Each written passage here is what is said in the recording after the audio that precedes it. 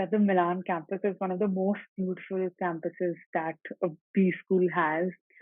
They asked about my strength and weakness and what did I study in undergrad and how that could be better, what I liked about it, what I didn't like about it. Again, Bocconi has a very active club community.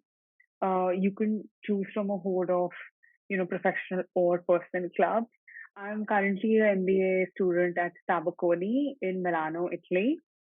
Let's quickly move to the application part of the process in terms of firstly understanding what were the schools that you shortlisted, what was the timeline that you looked at, and what are the key application components that are there required to apply to European schools? Hot question. The application process. I would say, without even looking at schools, you have to do the GMAT because the GMAT kind of puts you or puts buckets out there, in which you can fit and assess schools in. So I So would say that, compare GMAT with GRE. How did you choose GMAT in the first place?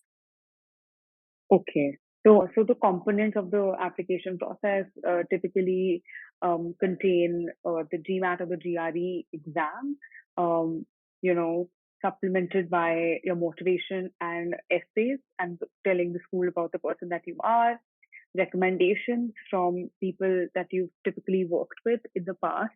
How to filter schools or yourself is first taking the GMAT or the GRE because you want to stay within a 10, 20 plus and minus differential of the target school that you're applying for. Um, Going a little bit deeper about my journey, I knew that I have a math background and my math is generally stronger than English, which is why I chose to do the GMAT. I had taken the GRE, I had taken both the mocks, the GMAT and the GRE, and figured that, the GRE verbal was harder for me to pick up versus GMAT that lays more emphasis on, which has tougher math than the GRE, but not really that difficult. Like it's manageable math, but the verbal of the GMAT was a tad easier than the GRE, which was the main reason why I chose to take the GMAT. However, you have to also consider the format of the paper because a lot of times the timer can be very, very daunting for candidates to really figure out which is the best test format for you. If you think that you freeze up or you're just not able to go beyond the timer, I would just say GRE has a much more friendlier it has a friendlier, you know, testing criteria for candidates. Having said that, I think it's going to be like some people have it easier than others. I didn't. I really, you slogged for this test because I was so determined to, go to the best school, which was the best fit for me. So that motivated me. And once I had the GMAT, I could put myself I could see myself in certain schools. After that, I spoke to students in that school and understood, a fit with those schools depending on my background and my personal values compared to what the school was offering. And once I did that was when I actually decided that okay, this is my top priorities, second and third. So that was my structuring of the process. Talking about the Bocconi application process, I would advise you to start early. Bocconi actually has a rolling process, so you are motivated to apply as early as possible because they have a small cohort. So it works in your favor if you are early. In my case, I think I applied in the January time frame, the early Jan kind of timeline, because I had mainly targeted the second round in school. Bocconi takes 3 months to get back to you after you put in an application. There is a video component which is unique to Bocconi. Not every school does it. There was a video round, at the time of submitting the application, which was typically it was a pre-recorded question that you have to answer. They're just testing how much you can think on your feet and if you really are the person who's written the application. So I think it becomes easier for them to filter out without actually interviewing the candidates that they like. Um, so once I actually want to get deeper into the Bocconi application process because they had about 12 essays. School requires 12 or so essays, and I found the essays an incredible opportunity to introspect, and it shed light on the kind of candidates that the school was looking for. They asked about my strength and weakness and what did I study in undergrad and how that could be better, what I liked about it, what I didn't like about it. Then why I chose to do the MBA now, what are my goals, and if not the MBA, what is my other option? If I don't get the MBA, how else can I achieve my goals? Um, so schools usually ask for like one goals essay that expect you to kind of cover all these aspects within that one essay. But in the Bocconi application process you have so much real estate to bring out different aspects of your personality. Like if I talk about one thing that that I'll which is why I'm doing the MBA, link that with why Bocconi is the perfect school, and I could bring out different aspects of my own personality and things that I like about Bocconi, which is why it makes the perfect fit for me. So I think I really actually enjoyed the Bocconi application process the most, and I knew that whether or not I get it or not, I was just extremely satisfied with what I had written, and that was in terms of the first bit. Then you have an interview, which is typically, I think, within a month or 1.5 months, they get back to you. And basis your, I think my interview went very positively. My interviewer said, I'm just going to tell you that, I'm going to give very positive feedback about you, and the rest, they'll decide. It's all obviously very nerve wracking because, it's a very short, it's a very small cohort. So you're always wondering where you line up versus other people. So I think by the time I didn't have my decision, I just you never know with if you're going to make it or not. But I think the entire process, preparing, writing the essays in a certain way, preparing, how to structure your answers in an interview, it's a completely different skill set, and that in itself teaches you so much. I think resilience is the biggest thing that I have learned from this entire process. But all in all, I think if you like doing the process, I mean, if you enjoy that, I think you'll really enjoy, getting into the MBA program and really learning, because these skills will just grow exponentially once you're in the program. So 12 essays may sound overwhelming in the beginning because there's always that Yeah. concern. Limited time, there are multiple applications. Yeah. To What start early, so you have starting to start early because yeah. you have to, make the best use of the space that you've got. And trust me, doing it overnight is not going to do justice to the whole process. So the earlier you start, the better. The quality will just reflect in what you've written.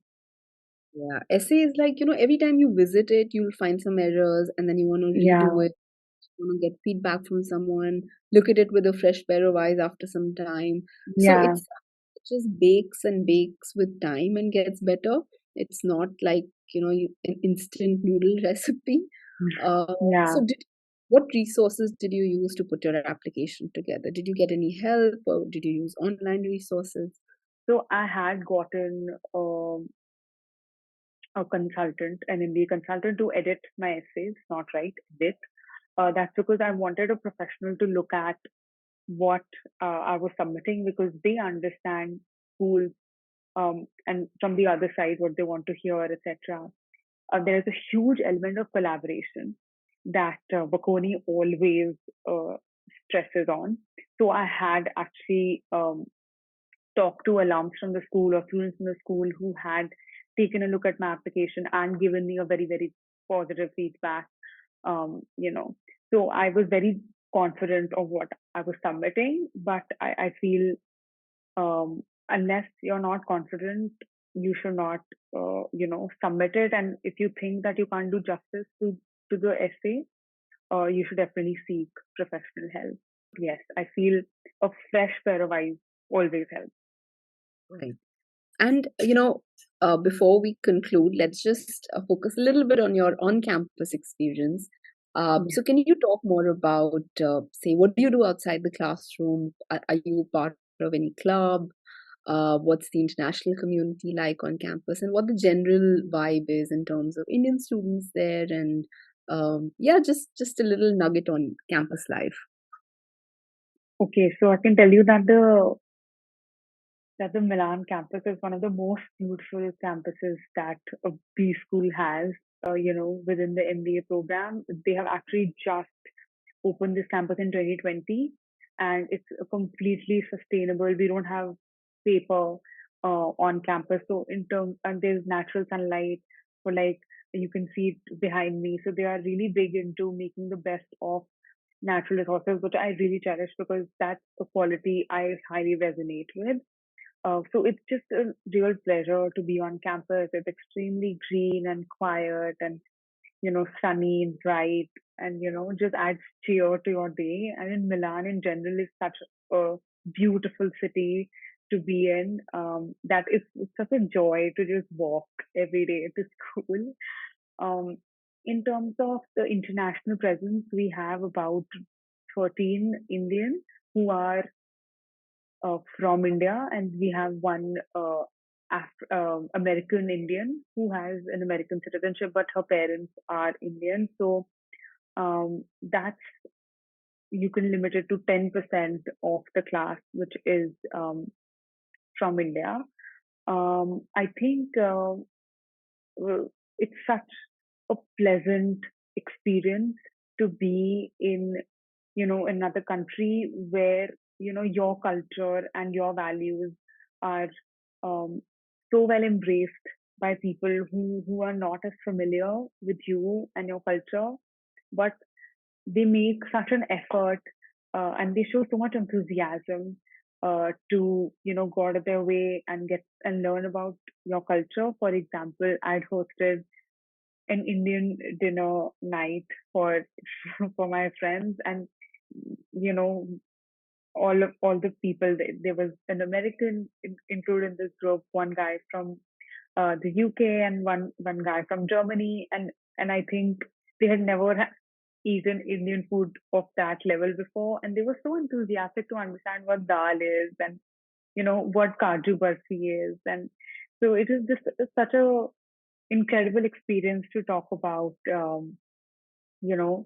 your upbringing and values, and I think just experiencing living in another country tells you the things that you did not take for granted about India and where you come from. So I think it's been a little bit of everything, teaching other people, breaking stereotypes about India, telling them what the advantages, at the same time learning from the international community about their culture and backgrounds and how it differs so much from country to country. I think that is really such such a nice and wholesome part of the MBA. What was the second aspect of your question? Are you a part of any clubs, or what do you do Yeah. outside the class hours? How do people spend time on campus? Okay, again, Bocconi has a very active club community. You can choose from a horde of, professional or personal clubs. But outside school, people spend time just, you know, in social gatherings or traveling, because Europe is such a great um, place to be in to travel because it's such an easy way to travel, and Italy is gorgeous. Like I think obviously I don't need to say too much about how beautiful Italy is. We are all very well aware, but so generally what you do outside campus is you have pre-reads to do, schoolwork, and then you have group projects because you have assignments that you need to submit in a group. So in just really unique ways, you are spending time with your classmates in a professional or personal setting, and it could be about doing cases together, or it could be doing, studying together for the class next day. But the main element that stands out is like in and outside class, you're with your classmates, trying to work at some problem, trying to solve for it, and really trying to make the most of, you know, collaborating two minds towards a common goal. So that's really what we kind of do mostly.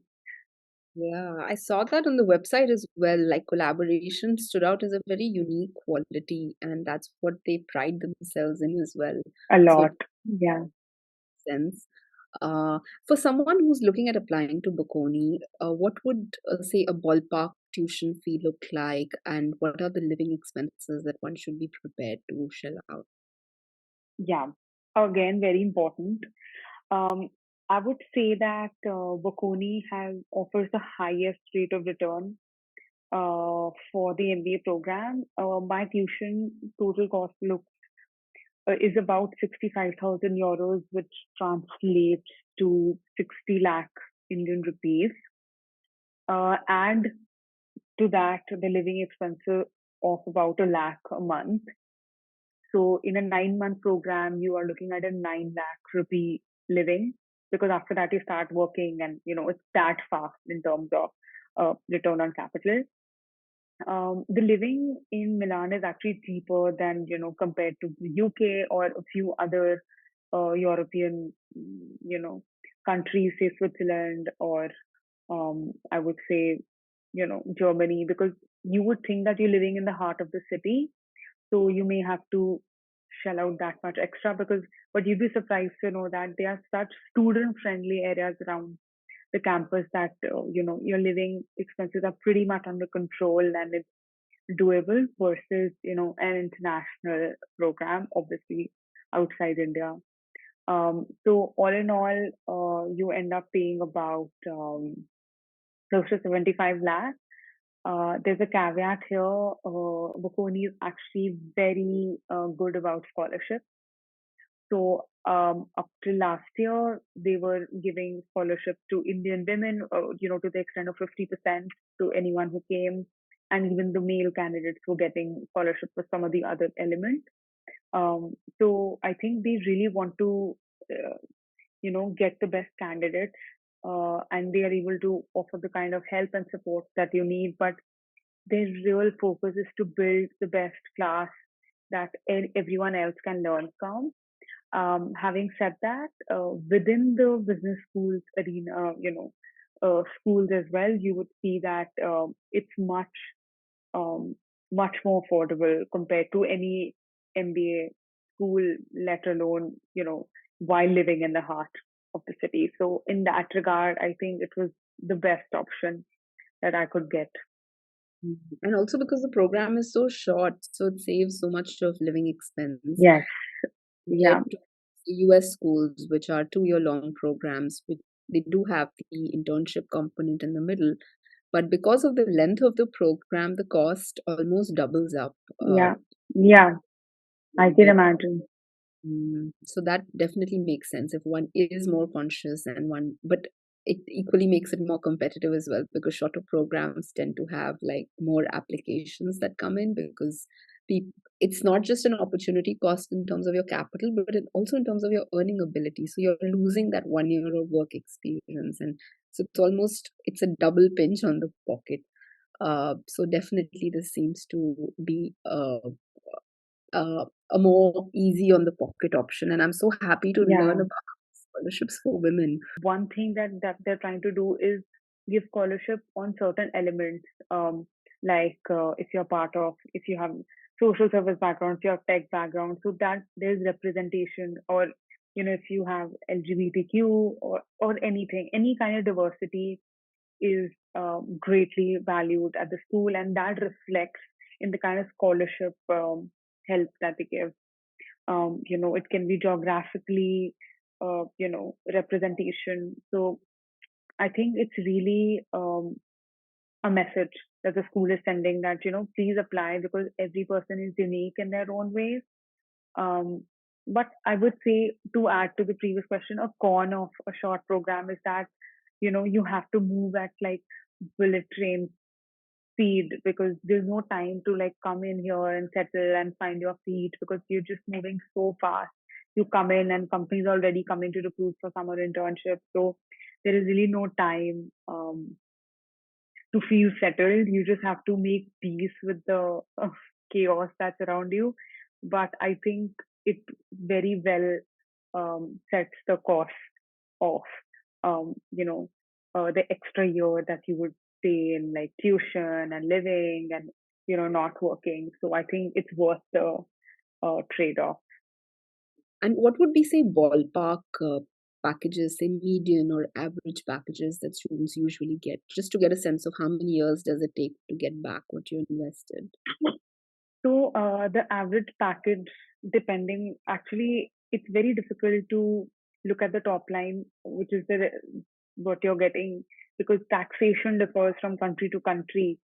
So even if you're getting like 110, euro package, um, what you end up saving in hand in Italy versus Germany versus Switzerland differs very very widely.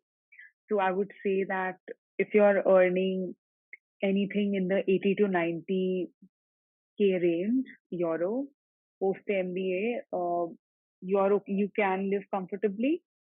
But to give you an example of the internship salaries, you on the good side you can get 5,000 euros a month um, at good companies versus like a 2,500 to 2.5K range on the lower end, I guess. So if you own that for 3 months, you've already made up like one Mm. third of your, Yeah, tuition. So the returns really come fast, and that kind of, you have the incentive to start looking for good opportunities early, because you know the kind of benefits that it comes with. amazing. And what would be your, say, closing parting words to someone that's going through this process, is nervous, has too many deadlines coming up, doesn't know which college to look at, and just is confused about, when you started off your journey and you weren't sure? What advice would you give to somebody in that place right now? I would tell them to not cast a very wide net. Don't try to apply to too many schools and overwhelm yourself. Um, Pick up the schools that best fit you, your personality, your career aspirations, and really focus on those schools. And I know that a lot of times you tend to sell yourself short and be like, okay, I'm not going to get in here. But I think if you really do justice to the application of that school, you really don't need to apply to too many schools. If you've done your research on that school very well, learn to manage that stress. The earlier you do it, the better. And talk to people from that school to really evaluate if it makes sense for you to apply there, because um, you can't do justice to the application if you don't think you fit, because it will reflect very well in your essays. So, three things: do your research, work hard on the application, and keep calm. That's just like golden words of wisdom, I should say. Each aspect is so critical for an admission journey. Thank you so much, Divya. This has been such an insightful, informative session. There are so many things that I have learned through the process and through this conversation with you.